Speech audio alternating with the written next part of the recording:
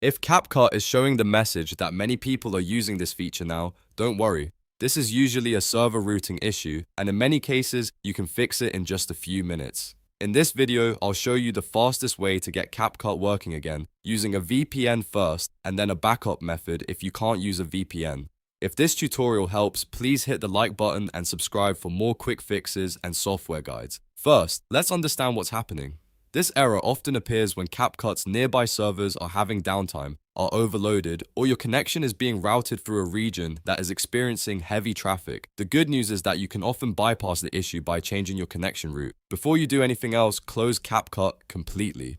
And I mean completely. Make sure it is not just minimized or sitting in the system tray in the background. On Windows, check the hidden icons near the clock and fully exit the app if it is still running. On mobile, swipe it away from recent apps and reopen it fresh. This step matters because CapCut may keep the same network session active if it stays open. Now, the first method is to use a VPN. This is the easiest fix for most users. Open your VPN app and connect to a server in the USA, Singapore, or Germany. Those locations often give you a different route to CapCut servers and can help bypass the busy region that is causing the issue. If you need a free option, ProtonVPN is a good place to start. Just install it, sign in, and connect to one of the available free servers. Once the VPN is connected, relaunch CapCut and open the same project you were working on. Now go back to the feature that was giving you trouble, such as AI styles or auto-captions, and try it again.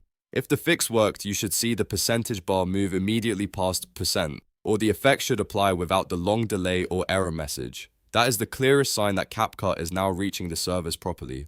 If the resource starts downloading successfully, you can often disconnect the VPN afterward to export faster. In some cases, leaving the VPN on can slow down uploads, previews, or exporting, so only keep it on long enough to get past the blocked feature if that works for you. Now, if you cannot use a VPN, don't worry. There is another method that often helps. The idea here is to switch your network routing and clear out any stuck cache data in CapCut. First, disconnect your PC from Wi-Fi or Ethernet and connect to a mobile hotspot instead. Because cellular data uses different routing, this can sometimes bypass the server issue without needing a VPN. If you're on a phone or tablet, you can still try switching between your regular Wi-Fi and mobile data to see if the connection changes the result. Next, clear the CapCut cache. Open CapCut and go to Settings using the gear icon on the home page. From there, open Performance and look for cache size. You should see a delete or trash icon there. Click delete to remove the cached files.